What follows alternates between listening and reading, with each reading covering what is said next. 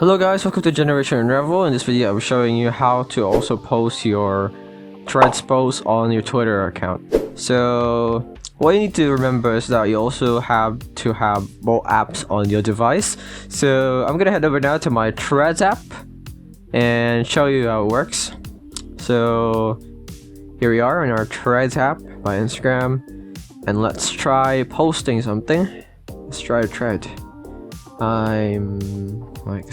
I'm happy, maybe. Let's try I'm happy, and let's post that. Now what you need to do in order to is that posted, to post it also on your Twitter, you click on the paper plane button. That one, this one, yeah, the paper plane button down here, and as you can see there is a tweet option over there. Click on it, and as you can see it will immediately share your post over to your Twitter account, and then you just click on tweet. And let's check out on our Twitter app now. I already installed. It's now called X, by the way.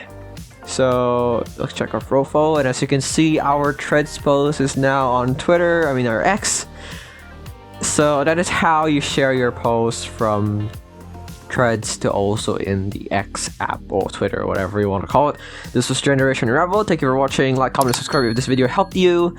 See you in the next one. Bye bye.